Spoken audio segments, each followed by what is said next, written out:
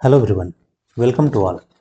स्वागत है आप सबका हमारे इस वीडियो सेशन में, जिसमें हम लोग आज स्टार्ट करने वाले हैं एक बहुत ही इम्पॉर्टेंट सब्जेक्ट। वो है डेटा स्ट्रक्चर एंड एल्गोरिदम। ठीक है, तो डेटा स्ट्रक्चर एंड एल्गोरिदम ये आप भले ही गेट के एग्ज़ाम ले लें, यूजीसी नेट का एग्ज़ाम ले लें, टाइफर का एग्ज़ाम ले लें, जेस्ट का एग्ज़ाम ले लें। ठीक है, कोई भी पीएसयू अगला अलग से आता है, जैसे इसरो का हो गया, डीआरडीओ का हो गया, सबके लिए बहुत ही इंपॉर्टेंट है। इसके बिना कंप्यूटर साइंस है ही नहीं, डेटा स्ट्रक्चर एल्गोरिदम के बिना। क्योंकि आप क्या करते हैं, बेसिकली प्रोग्राम ही लिखते हैं। ठीक है, तो हम लोग इसी को स्टार्ट करने वाले हैं और आज कुछ फंडामेंटल चीज़ें देखेंगे। ठीक है, ये जो है हर एक लेवल के स्टूडेंट के लिए इंपॉर्टेंट है। बेसिकली जनरली स्टूडेंट क्या करते हैं, वो डेटा स्ट्रक्चर और एल्गोरिदम को सेम समझते हैं और यहीं पे प्रॉब्लम हो जाती है। वो हमेशा बोलेंगे DSA, data structure and algorithm. ठीक है, बेसिकली बोथ आर डिफरेंट, दोनों जो हैं अलग अलग चीज़ें। अगर आपसे कोई पूछे कि व्हाट इज डेटा स्ट्रक्चर, तो अगर आप एकेडमिक में हैं तो बड़ा लंबा चौड़ा बना के बोलते हैं, it way to store data so that this ये फंक्शनलिटी होनी चाहिए, ये टाइप्स हैं। लेकिन आगे चल के आपको ना चीज़ों को कंसाइज वे में बोलना सीखना पड़ेगा, मतलब बोले कम मतलब ज़्यादा निकले। ठीक है, अब अगर आप ऐसा बोलेंगे, कोई पूछे कि व्हाट इज डेटा स्ट्रक्चर और आप किसी बड़े लेवल के इंटरव्यू में हैं, ठीक है, कोई रिसर्च में, कोई बड़े कंपनी में जिसमें कोई बड़ा पोजीशन है, तो वहाँ आपको कम बोलना है और ज़्यादा उसका इम्पैक्ट आना चाहिए। अब मान लीजिए ये डेफिनेशन हम लोग बोलते हैं डेटा स्ट्रक्चर का। Data structure is a way to store data so that algorithms they can effectively and efficiently access those data. ठीक है, तो बोलेंगे कि इसमें क्या क्या निकल गया है, इसमें आप जितना भी बोल सकते हैं डेफिनेशन सारे निकल के आ जाएंगे। मतलब डेटा स्ट्रक्चर क्या है, डेटा को रखने का तरीका सो दैट एल्गोरिदम्स उसे एफिशिएंटली एक्सेस कर पाए। अब एफिशिएंटली में सब कुछ आ जाए। ठीक है, तो ऐसा आपको डेफिनेशन बोलना है सिंपली। जैसे आपको पूछे कोई ट्री क्या है, तो आप ट्री का लंबा चौड़ा डेफिनेशन देंगे, एक रूट नोड होता है, उसके चाइल्ड होते हैं, ऐसा ऐसा है।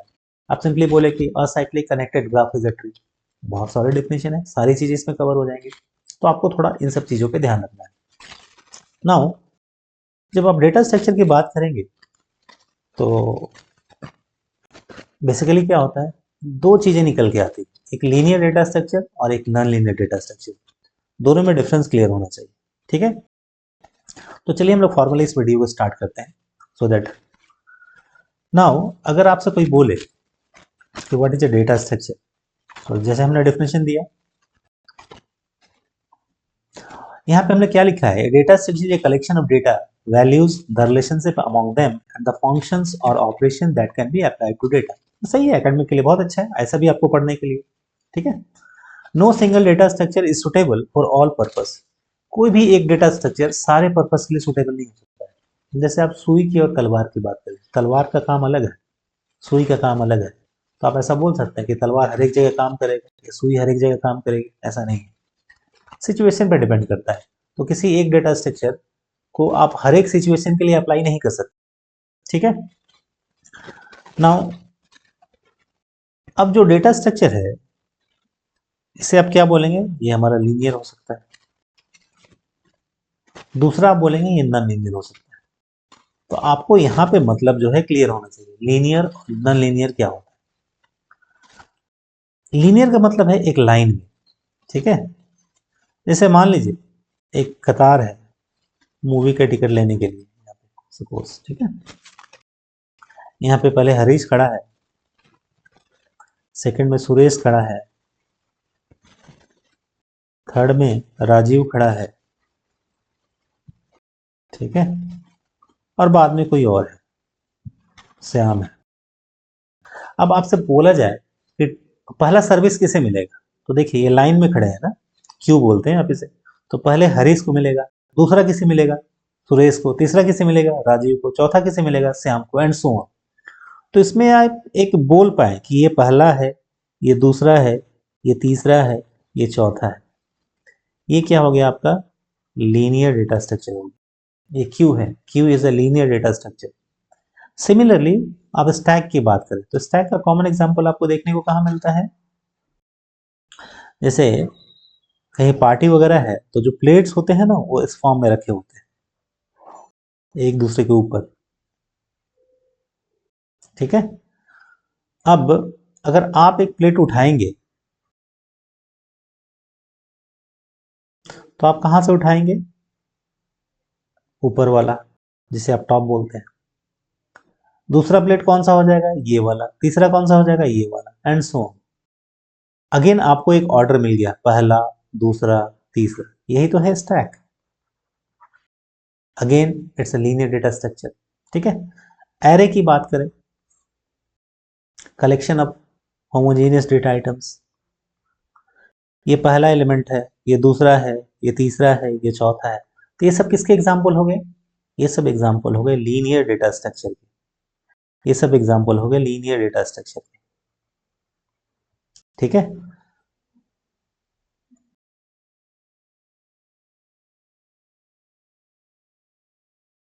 तो नॉन लीनियर क्या होता है? तो नॉन लीनियर का एग्जाम्पल देखिए आप, ठीक है। मान लीजिए हमने आपको एक ट्री दे दिया कि लीजिए ये ए है, not necessary binary tree, tree है। ट्री का डेफिनेशन हमने कैसे बोला? Acyclic connected graph is a tree, ठीक है। ये बी है, ये सी है, ये डी है, ये ई है, ये एफ है, ये जी है, ये एच है, ये आई है, ये एल है, ये के है। अब आपसे कोई बोले कि बताइए तो पहला नोड कौन सा है, तो पहले नोड में किसी को दिक्कत नहीं हुई, कोई भी बोल देगा कि ये हमारा पहला नोड है, दिस वन। लेकिन आपसे पूछा जाए दूसरा नोड कौन सा है, तो दूसरा नोड क्या है? कोई बी को भी बोल सकता है, कोई सी को भी बोल सकता है, कोई डी को भी बोल सकता है। तो यहाँ पे ना दूसरा एलिमेंट ना बोल के एक लेवल आ जाता है जहाँ पे ये तीनों जो हैं उसके लिए क्वालिफाई हैं। बी भी सेम लेवल पे है, सी भी सेम लेवल पे है, डी भी सेम लेवल। जबकि लीनियर में क्या था, आप दूसरा बोल पाए थे, एक के बाद ये दूसरा है, तीसरा है। इसमें आप दूसरा नहीं बोल पाएंगे, तो ये क्या कहलाएगा आपका? नॉन लीनियर डेटा स्ट्रक्चर, ठीक है। सबसे कॉमन एग्जांपल ट्री। अब देखिए, अब आपको दो चीज और दिक्कत होगी। एक होता है स्टैटिक, ठीक है, तो एक होता है डायनेमिक। ये सब कॉमन चीजें हैं जिसके बिना डेटा स्ट्रक्चर पढ़ेंगे तो वो हमेशा दिक्कत होता रहेगा, ठीक है। स्टैटिक का मतलब होता है जिसे आपने फिक्स कर दिया। फॉर एग्जांपल एरे, हमने लिखा M10, मतलब एक ही एरे डिक्लेयर हो गया जिसमें 10 एलिमेंट है, इसे आप चेंज नहीं कर सकते, ठीक है। रन टाइम पे चेंज नहीं कर सकते, हालांकि तरीका है लेकिन जनरली इसे रन टाइम पे आप चेंज नहीं कर सकते। डायनेमिक में क्या बोल रहे हैं, आप एक लिंक लिस्ट की बात करते हैं, तो लिंक लिस्ट में क्या होता है? It's a collection of node. Suppose हम सिंगल लिंक लिस्ट की बात करते हैं, तो ये हमारा स्टार्ट नोड पहले रख लें, इसका कुछ एड्रेस है, इसमें पहला नोड्स का एड्रेस रखा हुआ है 1700। तो अब आते हैं यहाँ पे, ये पे 1700 है पहला, इसमें डेटा है 8, इसमें अगले का एड्रेस है 1740,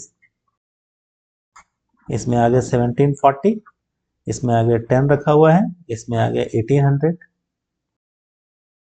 ठीक है। सबको पता होगा लिंक लिस्ट क्या होता है, नहीं पता हुआ तो बहुत इंपॉर्टेंट है। इसमें 34 और इसमें आखिरी में आपने क्या रख दिया? नल। अब देखिए, अब से आप पहले पूछे कि लिंक लिस्ट क्या है, लीनियर कि नॉन लीनियर।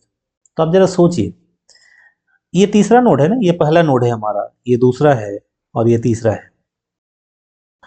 आपको तीसरा नोड तक पहुंचने के लिए क्या आप जंप लगा सकते हैं? नहीं, आपको पहले यहां से यहां आना पड़ेगा, यहां से यहां आना पड़ेगा, फिर यहां से आना पड़ेगा। अगेन आप बोल पाए ये हमारा पहला नोड है, ये दूसरा नोड है, ये तीसरा नोड है। क्या बन जाएगा?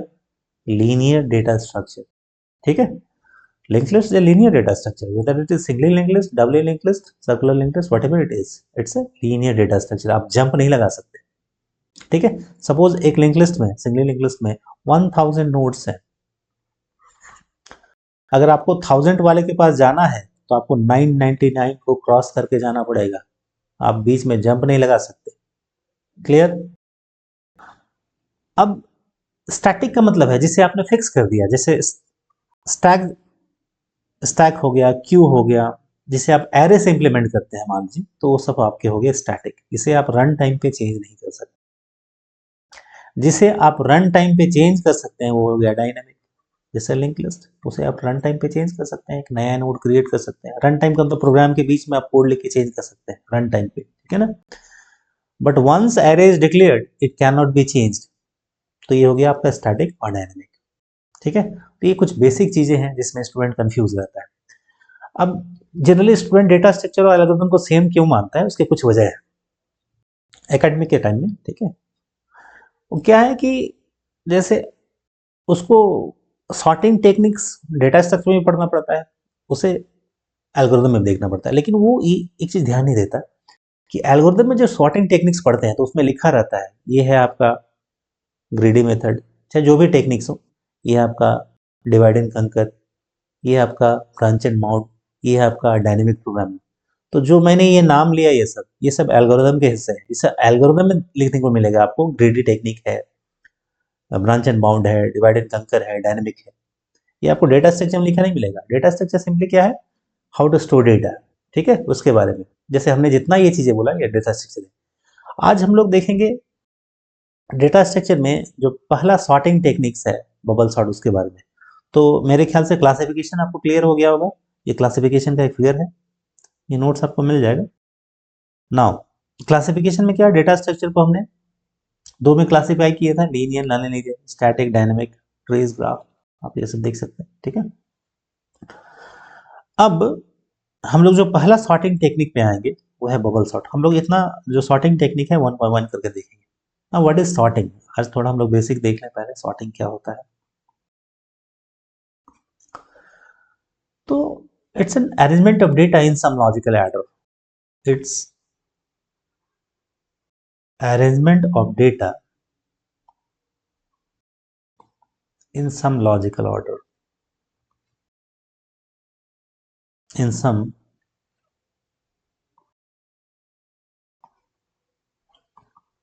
Logical order.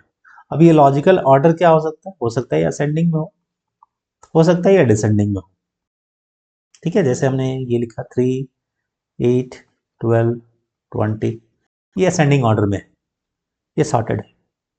अगर हमने लिख देता 12, हमने लिखता 12, 5, 8, ठीक है, -8, -12, ये क्या आपका डिसेंडिंग ऑर्डर में घट रहा है, ठीक है। तो ये सब क्या होगा, असेंडिंग और डिसेंडिंग ऑर्डर। जनरली स्टूडेंट को ही दो देखना पड़ता है, ठीक। अब सॉर्टिंग के ना तरीके हैं, एक है कंपैरिजन बेस्ड सॉर्टिंग, पहला कंपैरिजन बेस्ड सॉर्टिंग। इसका मतलब क्या है, आप सॉर्ट तो करते हैं लेकिन कैसे करते हैं, चीजों को कंपेयर करके, क्लियर। तो जो हम लोग पहला टेक्निक देखेंगे बबल सॉर्ट, ये आपका कंपैरिजन बेस्ड टेक्निक ही है। और ये क्योंकि शुरू का एल्गोरिथम है पहला, ये बहुत ही इंपॉर्टेंट होने वाला है। नाउ आप इसे थोड़ा ध्यान से देखें। बबल सॉर्ट हमने एग्जाम्पल ले रखा है, हमने बबल सॉर्ट को एग्जाम्पल ले रखा है 5, 1, 4, 2, 0, ठीक है। अब इसे सॉर्ट कैसे करेंगे, तो बबल सॉर्ट जो है ये पासेस में काम करता है, ठीक है। अब दो चीजें जरूरी है, ये कन्वेंशन है एक तरह से। One data is already sorted, अकेला 5 है ये सॉर्टेड है, अकेला एलिमेंट हमेशा सॉर्टेड होता है। जैसे हम अकेले हैं, अब आपको बोल रहा है कि सबसे लंबा कौन है, हम अकेले हैं सबसे लंबे। दूसरा क्वेश्चन, सबसे नाटा कौन है हाइट में, हम अकेले हैं सबसे नाटा। तो one data is already sorted. अगर अकेला डेटा है तो ये ऑलरेडी सॉर्टेड है, उसको किसी से कंपैरिजन की रिक्वायरमेंट नहीं है, ठीक है।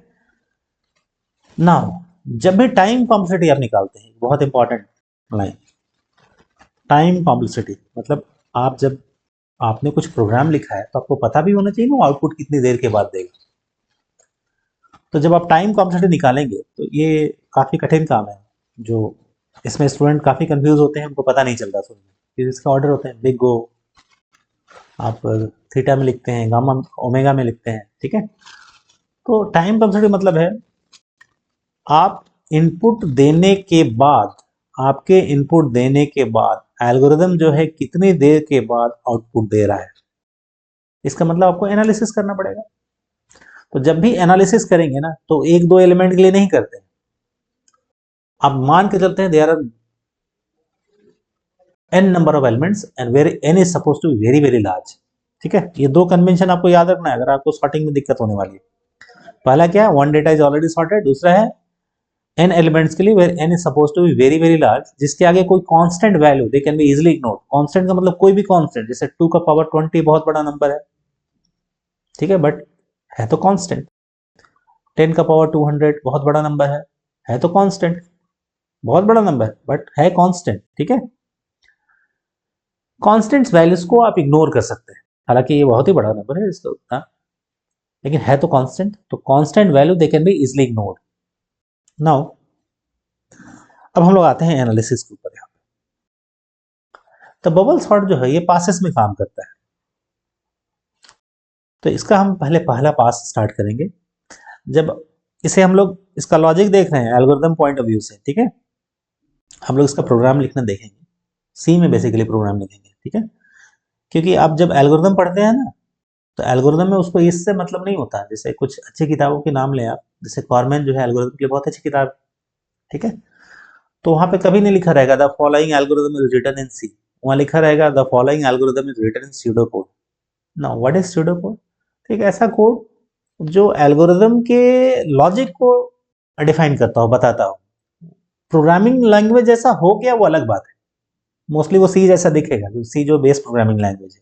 ठीक है, और जनरली स्टूडेंट में एक प्रॉब्लम ये है कि जहां सी पॉइंटर आता है, पॉइंटर पे वो ज्यादा ये नहीं करते, जबकि पॉइंटर ही सबसे इंपॉर्टेंट है। पॉइंटर, स्ट्रक्चर, एरेज, सी में बेसिकली फंक्शंस यही है। अब वो लूप वूप में आप वो हायर लेवल के लिए काम नहीं आएगा। ठीक है, नाउ अब हम इसमें काम कैसे करेंगे, तो देखिए हमें इसे असेंडिंग ऑर्डर में सॉर्ट करना है यूजिंग बबल सॉर्ट। तो ये पहला एलिमेंट है, तो पहले आपने, हम एक दूसरा एग्जांपल लेते हैं, सॉरी इस एग्जांपल में 5 को हमने पहला 1 के साथ कंपेयर किया, क्योंकि असेंडिंग ऑर्डर में आखिरी में जो एलिमेंट है वो सबसे बड़ा आएगा, शुरू में सबसे छोटा आएगा। मतलब 5 को 1 से कंपैरिजन करने के बाद हमने ये देखा कि 5 जो है 1 से बड़ा है, तो 1 इसके जगह पे आ जाएगा और 5 यहां आ गया। अब 5 को आपने 4 से कंपेयर किया, अगला कंपैरिजन ये, ठीक है, तो क्या होगा, 5 अगेन 4 से बड़ा है, तो 4 यहां पे आ गया और 5 जो है यहां आ गया। नाउ 5 को हमने 2 से कंपैरिजन किया, अगेन 5 जो है 2 से बड़ा है, तो 5 यहां आ गया और 2 यहां आ गया। 5 को हमने 0 से कंपेयर किया, अगेन 5 बड़ा है, तो 5 यहाँ पे आ गया और 0 जो है यहाँ पे आ गया। और ये फाइनल कोई कंपैरिजन के लिए अगर आगे एलिमेंट है नहीं, तो 5 जो है यहाँ पे रुक जाएगा। ठीक है, आप बताइए आपको यहाँ पे कितना कंपैरिजन लगा, 1 2 3 4, आपको कंपैरिजन लगे कितने, हाउ मेनी कंपैरिजन? आपने 4 कंपैरिजन किया। ठीक है, पास 1 आपका खत्म। आप जो इंपॉर्टेंट चीज यहाँ नोटिस करेंगे वो ये है कि पास 1 के लास्ट में हुआ क्या है, जो सबसे बड़ा एलिमेंट है वो आखिरी में है। The largest element is at the end of the list, end of the list. ठीक है ना, ये लिस्ट बोलेंगे, पूरा एक लिस्ट है जिसमें एलिमेंट्स को हम सॉर्ट कर रहे हैं। अब नेक्स्ट पासेस में ना 5 को किसी से आपको कंपेयर नहीं करना है, स्टूडेंट कॉमन गलती यही करता है, और इसीलिए हमने यहाँ पे जब हम प्रोग्राम लिखेंगे तो यहाँ फ्लैग बहुत जरूरी है। सी के प्रोग्राम में अगर आप फ्लैग का यूज नहीं करते हैं, तो जनरली होता क्या है, आप इंटरव्यू देने गए, ठीक है, आपसे बोला बबल सॉर्ट का प्रोग्राम लिखिए, आपने लिख दिया, अब फ्लैग यूज किए नहीं, तो आपके हिसाब से तो वो सही है, तो उसका यूज क्या है वो बाद में पता चलेगा जब हम प्रोग्राम लिखेंगे तो। अब आपका वहां होगा नहीं, लेकिन आप ना, स्टूडेंट थोड़ा ओवर कॉन्फिडेंट भी होता है, तो उसे लगता है वो हम ही सही है, क्योंकि हम लोग भी एक टाइम में वैसे ही थे जब स्टूडेंट लेवल पे थे। उसको लगेगा ना वो जो सामने बैठा है इंटरव्यू लेने वाला, उसी को ही नहीं आता है, हमने तो सब सही सही किया था, लेकिन बजाय एक गलती क्या थी, आपने फ्लैग का यूज नहीं किया। तो जो आप 3 तरह के टाइम कॉम्सेट निकालते हैं, बेस्ट, वर्स्ट और एवरेज, वो सारा सेम हो गया वहां पे। ठीक है, तो गलती आप कर रहे हैं जबकि आपको गलती पकड़ में नहीं आ रही है। ये एक इंपॉर्टेंट चीज है आपके लिए, आपको ये पता होना चाहिए कि ये चीजें मुझे नहीं आती। ठीक है, वो चीज नहीं आता है और आप सोच रहे हैं आपको आता है, प्रॉब्लम यहीं पे हो जाती है। जब एग्जाम लिख के आते हैं तो एग्जाम हॉल में आप क्या करते हैं, क्वेश्चन आपने टिक किया, आपने क्या सोचा, हाँ, आपने सही किया है, और फिर घर आते हैं तो देखते क्या है कि नहीं वो तो गलत हो गया। कुछ दिन के बाद पता चलता है। तो जितनी जल्दी आप इस चीज को पता कर पाएं कि आपको वो चीजें नहीं आती हैं, आपके लिए ज्यादा अच्छा है, क्योंकि आप उस पर वर्क कर पाएंगे, उसे ठीक कर पाएंगे। ठीक है, तो अगले पास में आपको पास टू में इस 5 को किसी एलिमेंट के साथ कंपेयर नहीं करना है, आप ध्यान रखिएगा इस चीज को। ठीक है, क्योंकि आप कंपेयर करेंगे भी ना, तो यहाँ तो 5 एलिमेंट है, हमने पहले ही मान के रखा है कि एनालिसिस पर्पस के लिए वहाँ n एलिमेंट्स होते हैं and n are suppose to be very very large. ठीक है, अब देखिए पास टू हम यहाँ स्टार्ट करेंगे। 1 को हमने 4 से कंपेयर किया, ठीक है, 4 बड़ा है तो यहाँ आ गया, 1 बड़ा है, 1 4 बड़ा है तो वहीं रहेगा, 1 यहीं का यहीं रह गया।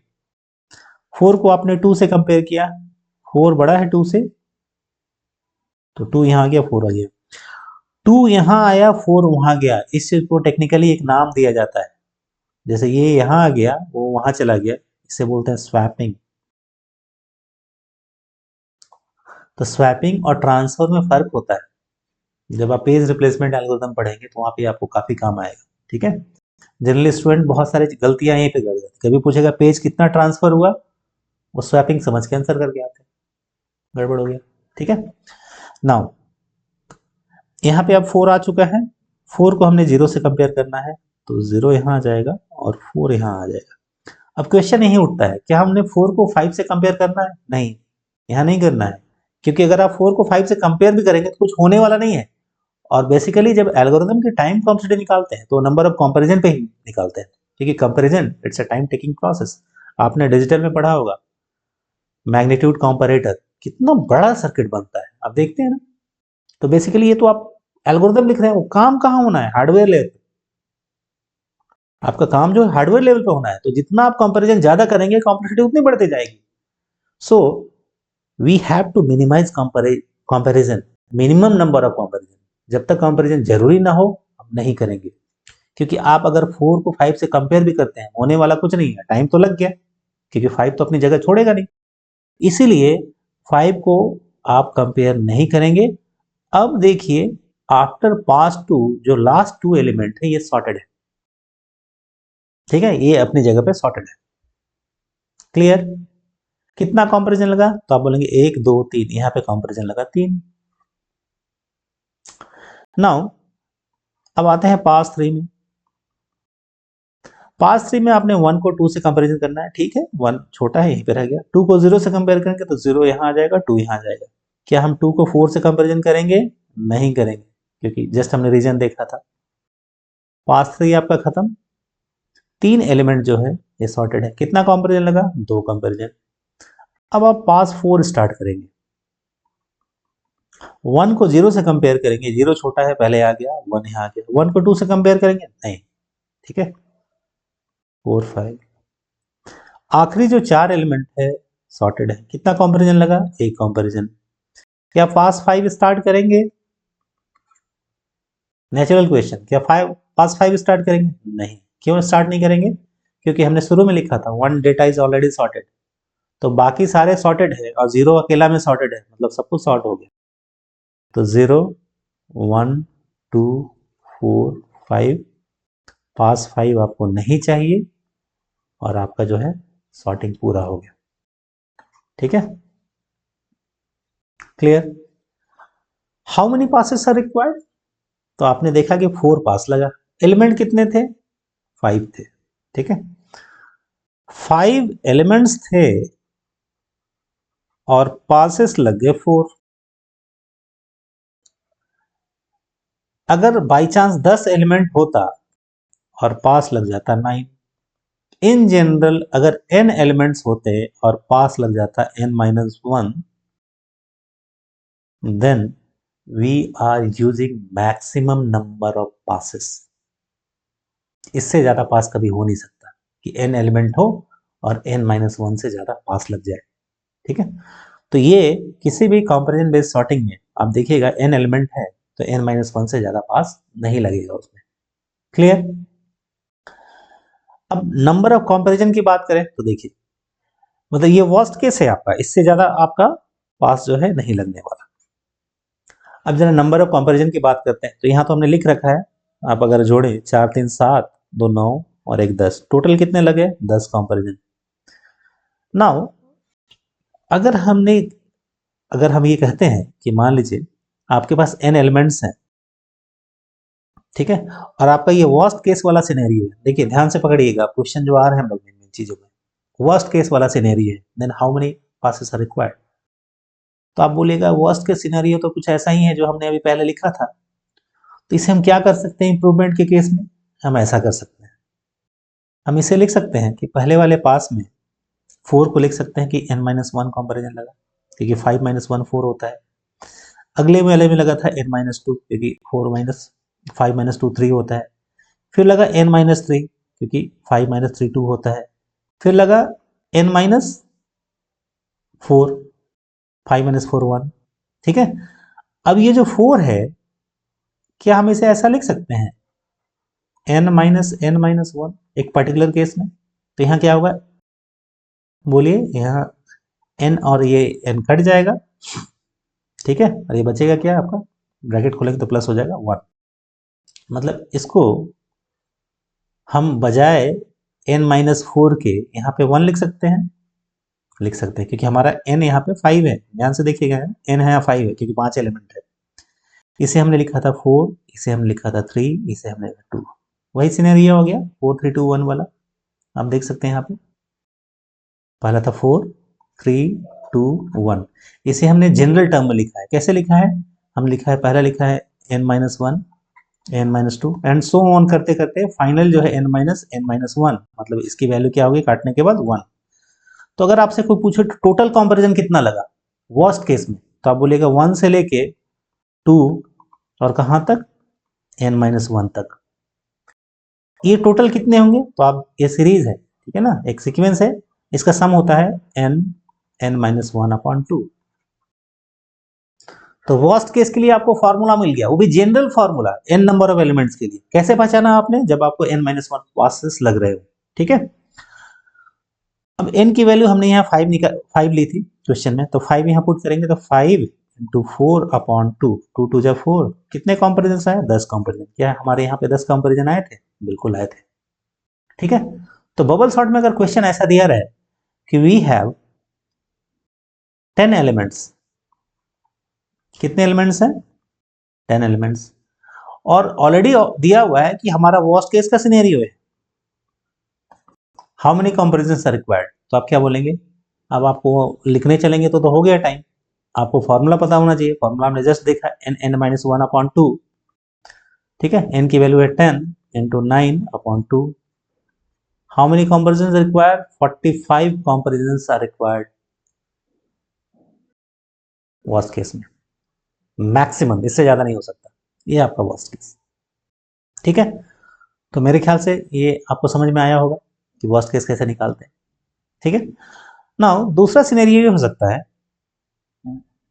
कि आपको डेटा ही ऐसा दिया हो 10 13 15 17 और 20।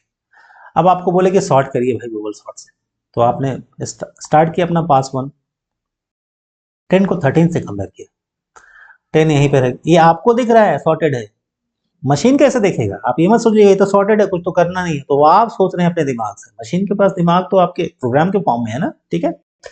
तो 10 को 13 से कंपेयर करेगा, वो 10 अपनी जगह पर रह गया, 13 को इससे कंपेयर करेगा, 13 अपनी जगह पर रह गया, 15 को इससे कंपेयर करेंगे, 15 अपनी जगह पर रह गया, 17 को इससे कंपेयर करेंगे, 17 अपनी ही जगह पर रह गया, 20 लास्ट में।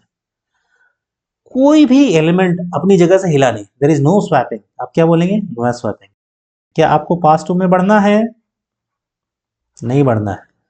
इसलिए आप एक जनरल सिनेरियो याद रखिएगा, जिस पास में कोई भी स्वैपिंग ना हो बबल सॉर्ट का आखिरी पास होगा। तो आप बोलेंगे डेटा हमारा सॉर्टेड ऑर्डर, ये डिक्लेयर कर देंगे सॉर्टिंग इज कंप्लीट, ठीक है। और ये हम कैसे हमने पता किया?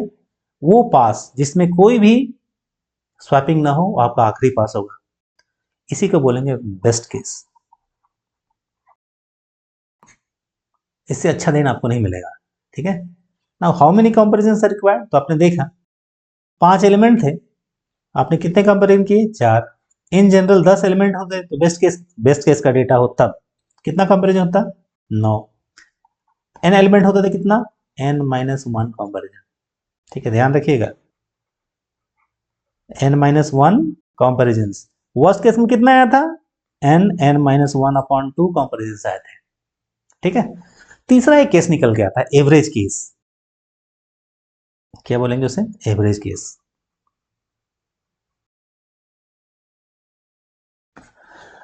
एवरेज केस ऐसा केस है जिसमें नंबर ऑफ पासेस है वो n-1 तक नहीं जाएगा, ना ही वो 1 में रुकेगा, वो बीच की वैल्यू आ जाएगी। जैसे 3, 2, 8, 18 और 20। ठीक है, मान लीजिए हमने ये रखा। अब इसे सॉर्ट करना है तो स्टार्ट कीजिए अपना पास वन, जैसे हम लोग करते हैं। 3 को हमने 2 से कंपेयर किया, ठीक है, 2 छोटा है, 2 यहाँ पे आ गया, 3 यहाँ पे है। 3 को 8 से कंपेयर किए, यहाँ 3 आ गया, 3 को 8 से कंपेयर किए, 3 यहीं रह गया, 8 यहाँ आ गया। ठीक है, 8 यहीं रह गया। ठीक है, अब 8 को हम 18 से कंपेयर करेंगे, 8 छोटा है, यहीं रह जाएगा। 18 को 20 से कंपेयर करेंगे, यहीं रह गया। ठीक है, हम अभी सिर्फ इतना ही बोल सकते हैं कि पास वन के बाद जो आखिरी एलिमेंट है वो अपने जगह पे है, और कुछ नहीं बोल पाएंगे। आपको दिख रहा है सॉर्टेड है, मशीन कैसे देखेगा? मशीन अगला पास स्टार्ट करेगा। ठीक है, नाउ 2 को 3 से कंपेयर करेगा, वो 2 यहीं पे रह गया। 3 को 8 से कंपेयर करेगा, 3 यहीं पे रह गया। 8 को 18 से कंपेयर करेगा, 8 यहीं पे रह गया। 18 को 20 से करेगा, नहीं करेगा, हमने कहा था वो।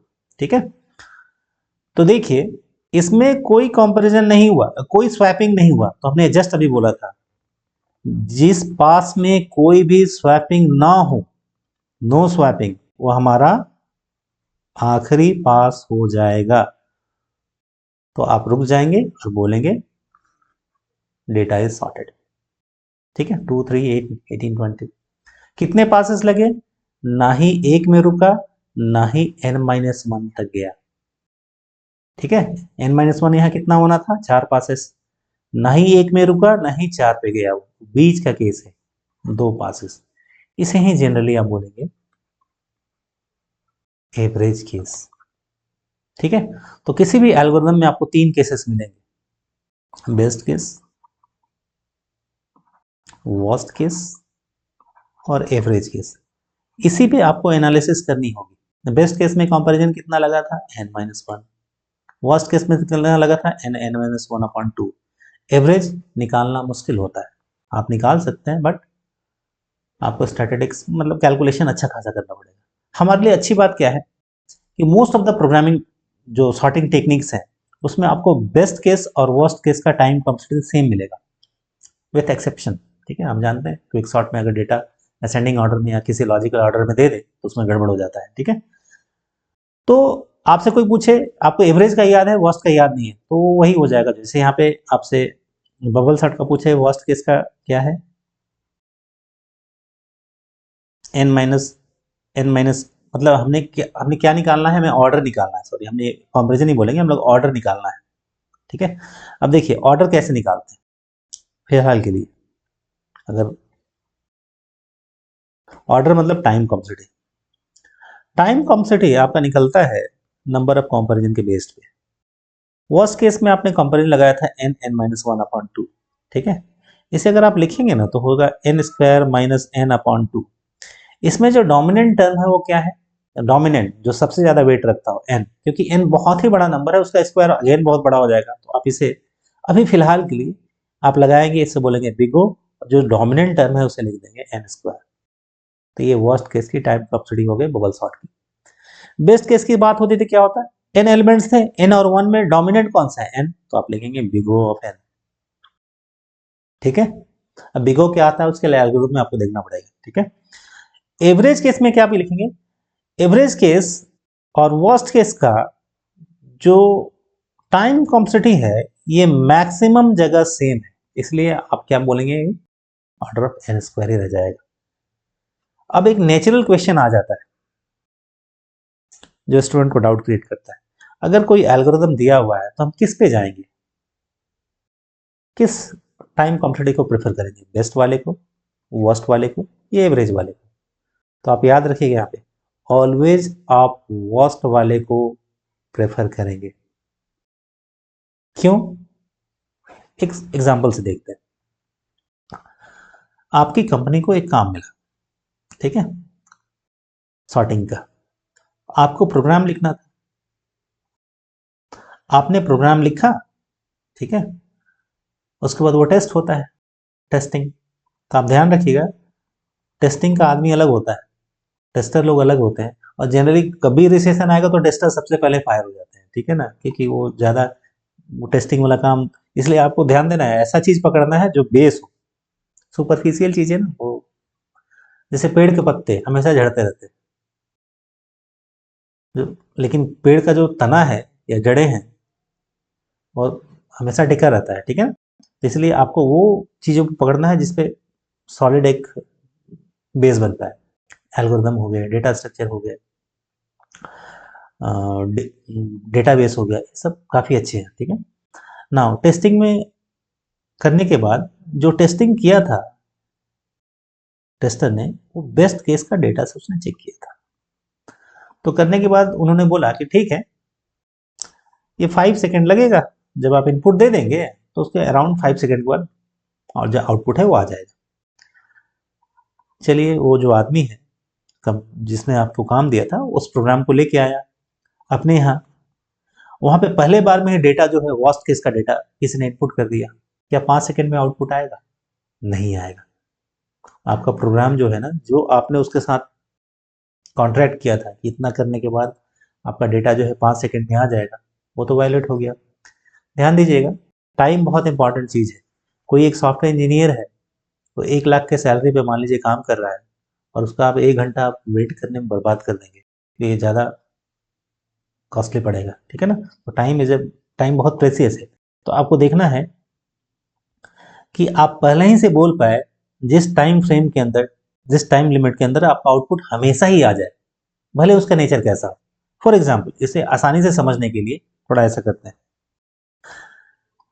ये मेरा घर है, ठीक है, और ये मेरा ऑफिस है, और रास्ते में 3 ट्रैफिक सिग्नल पड़ते हैं। मैं डेली ऑफिस से घर जाता हूँ। मान लीजिए कोई मुझे पूछे कि आपको यहाँ से, घर से अपने ऑफिस जाने में कितने टाइम लगता है, तो मैंने एक दिन नोटिस किया, अपनी गाड़ी निकाली और मैंने टाइम देखना शुरू किया। फॉर्चुनेटली उस दिन संयोग ऐसा था कि यहाँ भी ट्रैफिक मुझे ग्रीन ही मिला, यहाँ भी ग्रीन मिला, यहाँ भी ग्रीन मिला। मुझे 6 मिनट का टाइम लगा ऑफिस जाने में। अगर आके मैं बोल दूं कि मैं 6 मिनट में आ जाऊंगा, तो क्या मैं हमेशा सही होऊंगा? नहीं। किसी दिन ये ट्रैफिक सिग्नल रेड हो गया तो फिर वो दिक्कत हो जाएगी।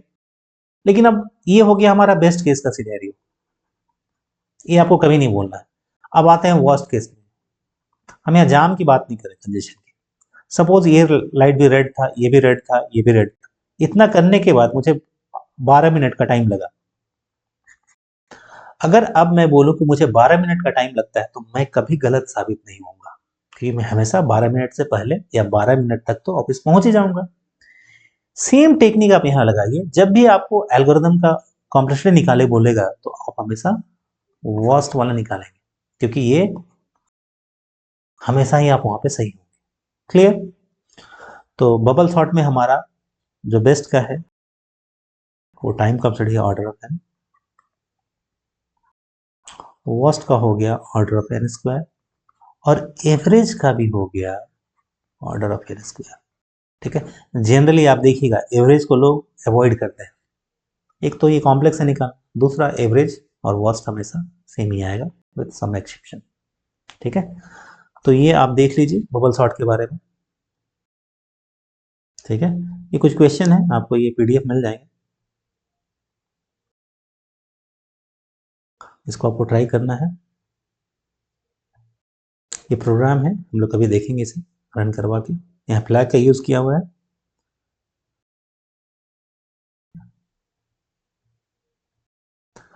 तो मेरे ख्याल से ये वीडियो लेक्चर आपको अच्छा लगा होगा। तो अगर ये अच्छा लगा हो तो जरूर इसे लाइक करें, आपके लाइक से हमें काफ़ी मोटिवेशन मिलता है। और इस वीडियो लेक्चर को शेयर भी करें अपने फ्रेंड सर्कल में जो भी नीडी हो। और हमारे कल बैचेस स्टार्ट हो रहे हैं, रात 8 बजे का टाइम है हमारे ऐप पे। तो अगर आप नेट की तैयारी करना चाहते हैं, गेट की तैयारी करना चाहते हैं, तो 7 क्लासेस फ्री हैं, 7 दिन के, आप उसे फ्री में ज्वाइन कर सकते हैं। ठीक है, आप कॉन्टैक्ट कर लें फर्दर इन नंबर्स पे डिटेल के लिए। Thanks for watching this video. Thank you.